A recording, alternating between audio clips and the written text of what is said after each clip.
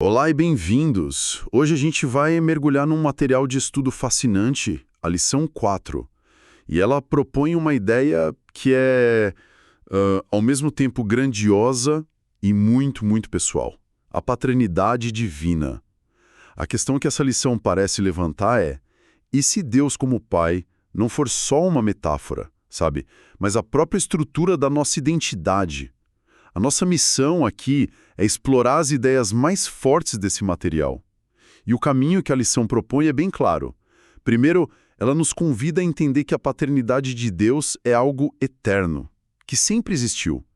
Depois, mostra como a nossa confissão de que Jesus é o Filho se torna evidência de que a gente entrou para essa família. E por fim, o mais importante, como o amor que recebemos desse Pai se torna assim o alicerce da nossa vida.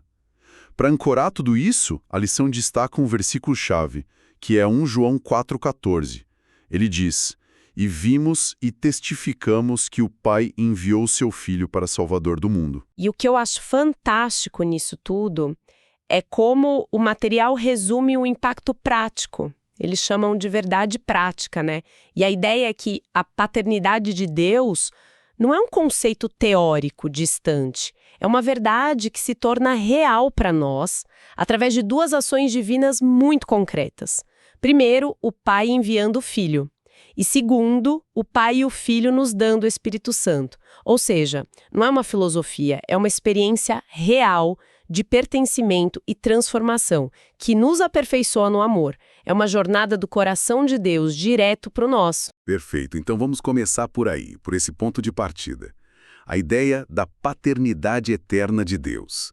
O material é muito firme nisso. Diz que Deus não se tornou pai em algum momento. Ele sempre foi pai. Isso já muda tudo, né? Me vem à mente aquela oração de Jesus em João 17, quando ele fala da glória que tinha com o Pai, antes que o mundo existisse. Essa relação pai-filho é anterior a tudo. Está fora do nosso conceito de tempo. A lição chega a descrever o Pai como a fonte de tudo, o princípio sem princípio. Exato. E essa é uma ideia que pode parecer abstrata, mas é o fundamento de tudo. Quando o material menciona que o Pai gerou o Filho, usando João 5,26 como base, esse é um ponto que vale a pena a gente explorar um pouco. A palavra gerar, na nossa cabeça, está ligada a um começo, a um nascimento. Mas aqui o conceito é outro. É o de uma geração eterna. Espera um pouco. Geração eterna? Soa quase como uma contradição, tipo um círculo quadrado. Como a lição ajuda a gente a entender um nascimento que não teve começo? Eles usam alguma analogia para isso? É uma ótima pergunta, porque força a gente a sair da nossa lógica limitada. A melhor forma de entender não é por uma metáfora de criação, mas de fonte. Pensa no Sol e na sua luz. A luz é gerada pelo Sol, mas desde que o Sol existe, a luz existe com ele. Um não veio antes do outro. Eles coexistem. Assim é a relação do Pai e do Filho. O Filho procede do Pai desde toda a eternidade, compartilhando a mesmíssima natureza, a mesma essência. O Pai tem a vida em si mesmo e concedeu ao Filho ter vida em si mesmo. Não há hierarquia de existência, sabe? Mas uma comunhão perfeita. E essa dinâmica não para aí. O Espírito Santo, como Jesus ensina, procede do Pai e do Filho. Tá. Entendi. Mas por que saber disso é tão importante na prática? Alguém poderia dizer que isso é teologia avançada, coisa para seminário. Como isso afeta a vida de alguém na segunda-feira de manhã? Aí está o ponto central. O material argumenta que entender isso é uma fonte poderosa de segurança para a nossa vida cristã.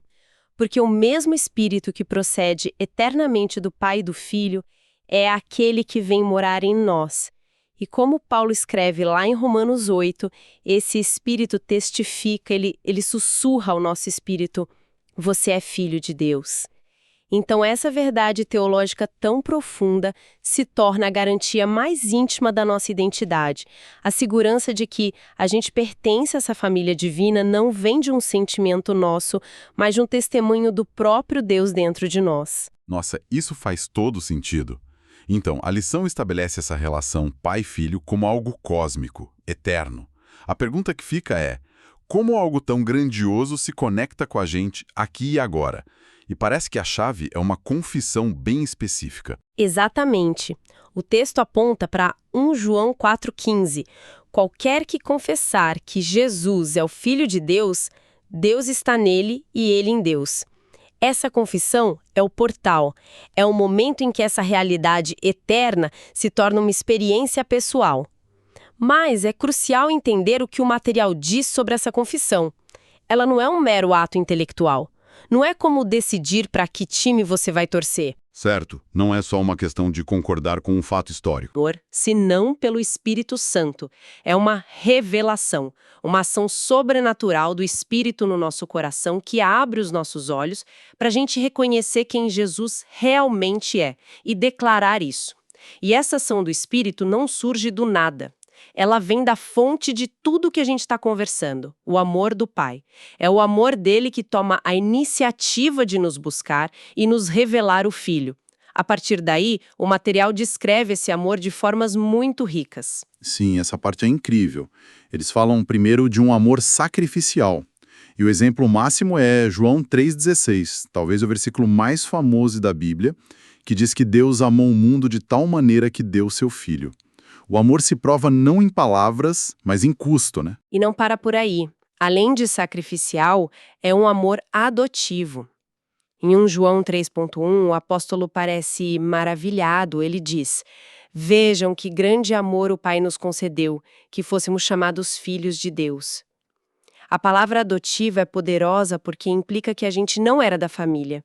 Estávamos fora, éramos órfãos espiritualmente, e ele nos trouxe para dentro, e não como agregados, mas como filhos legítimos, com nome, herança, com todos os direitos. Essa ideia de adoção muda a perspectiva sobre obediência e regras.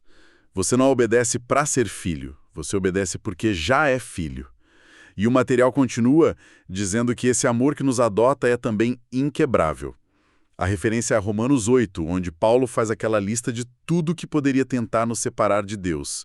Tribulação, angústia, perseguição, nem a morte, nem a vida, e conclui que nada, absolutamente nada, poderá nos separar do amor de Deus que está em Cristo Jesus. E essa promessa nos leva a uma questão importante. Muitas vezes as pessoas se sentem separadas, quebradas, distantes. Como o material aborda essa aparente contradição entre a promessa de um amor inquebrável e a realidade que a gente vive? A resposta está na última característica que a lição aponta: esse amor é pessoal. Não é um amor genérico pela humanidade. Jesus diz em João 16,27 que o próprio Pai vos ama. A segurança não está no nosso sentimento, que varia, mas na constância do caráter dele. E a bênção que esse amor todo traz é imensa. Ele lança fora todo temor. E quando a lição fala de temor, de que tipo de medo estamos falando? Ansiedade? Medo da morte? Ou é algo mais específico? O texto de 1 João 4 foca especificamente no medo do juízo. A ideia é que, por sabermos que somos amados de forma incondicional, a gente pode encarar o futuro e a eternidade não com pavor, mas com confiança.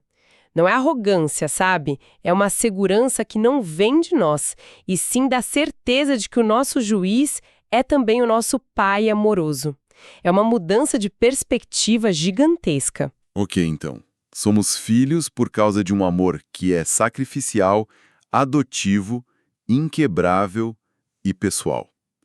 Isso nos dá segurança e nos livra do medo. A pergunta natural é: e agora? Como isso se manifesta na prática? Como essa identidade de filho amado muda o jeito que a gente vive? É aqui que a lição entra na sua parte mais aplicada, né? Isso mesmo. E a conexão é feita através de 1 João 2,5. Lá diz que em quem guarda a palavra de Deus, o amor de Deus é verdadeiramente aperfeiçoado. E o material levanta uma questão bem direta. Qual é a evidência externa de um amor verdadeiro por Deus? A resposta é guardar sua palavra, obediência. Essa palavra obediência pode soar pesada para muitas pessoas. Pode remeter a uma obrigação, a algo que se faz por medo de punição. O que parece ser o oposto do amor. A lição faz essa distinção entre uma obediência que vem do medo e uma que vem do amor. Com certeza. A lógica apresentada é que a obediência não é a condição para receber o amor, mas a resposta natural a ele. É como num relacionamento saudável, sabe? Você não faz coisas para agradar a outra pessoa por medo de que ela te abandone, mas porque você a ama e tem prazer em vê-la feliz. A obediência aqui é a expressão de um coração grato. E o material vai além, dizendo que esse amor vivido na prática se torna a marca dos filhos de Deus. E como essa marca se torna visível. Aí vem uma das ideias mais bonitas da lição, baseada em 1 João 4,12. Ninguém jamais viu a Deus. Se nós amamos uns aos outros, Deus está em nós, e em nós é perfeito o seu amor. Pensa nisso. Deus é invisível. Como um mundo pode conhecer um Deus que não se pode ver? A resposta que a Bíblia dá é: através do amor visível e palpável dos seus filhos uns pelos outros. Jesus já tinha dito isso lá em João 13. Nisto todos conhecerão que sois meus discípulos, se vos amardes uns aos outros. O nosso amor mútuo torna o amor invisível de Deus visível para a humanidade. Nós somos a vitrine do amor do Pai. Puxa, isso coloca uma responsabilidade enorme sobre nós, mas também um privilégio. E a base para tudo isso, a faísca que inicia todo esse processo, está em 1 João 4,19, uma declaração que praticamente resume o Evangelho. Nós o amamos porque ele nos amou primeiro. Tudo é uma resposta. Nossa fé, nosso amor, nossa capacidade de perdoar, nada disso começa na gente. Perfeito. A lição usa a expressão iniciativa incondicional do amor divino. Gosto de traduzir isso de forma mais simples. Deus deu o primeiro passo. Ele não esperou a gente ficar bom, a gente mereceu, a gente se consertar. Romanos 5,8 é brutalmente claro sobre isso. Deus prova o seu amor para conosco em que Cristo morreu por nós, sendo nós ainda pecadores. Ele nos amou no nosso pior momento, na nossa bagunça. Entender isso é libertador. O material usa uma metáfora poderosa no seu auxílio bibliológico, dizendo que o amor de Deus é a fonte do amor humano e se espalha como fogo. Deus acende essa chama em nós e a nossa tarefa é permitir que esse fogo se espalhe e aqueça a vida de outras pessoas. Que jornada! Se a gente for recapitular o caminho que percorremos com essa lição, começamos com a ideia de que a paternidade de Deus é eterna, não é uma invenção. Vimos que essa realidade se torna nossa através da fé em Cristo, uma confissão que é, na verdade, uma obra do Espírito Santo em nós. Essa nova identidade de filhos é construída sobre um amor que é sacrificial, nos adota, é inquebrável e profundamente pessoal. E, por fim, essa identidade é aperfeiçoada e demonstrada ao mundo quando respondemos a esse amor com uma vida de obediência e amor ao próximo. A grande conclusão é que a nossa segurança e propósito vem dessa iniciativa soberana e amorosa de Deus. Exatamente. E, com base em tudo isso, fica uma reflexão final, sabe?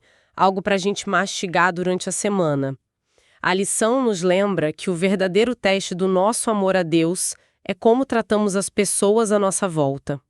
Sabendo que fomos amados primeiro, sem mérito algum, enquanto ainda estávamos em rebelião, a pergunta que não quer calar é: como essa verdade pode transformar radicalmente a maneira como vemos e amamos aqueles que foram criados à imagem de Deus, sejam eles da nossa família, nossos irmãos de fé ou até mesmo aqueles que consideramos difíceis, irritantes ou inimigos. Se a fonte do nosso amor é um amor que nos alcançou em nossa pior condição, que desculpas ainda restam para não estendermos ao menos uma faísca desse mesmo amor aos outros?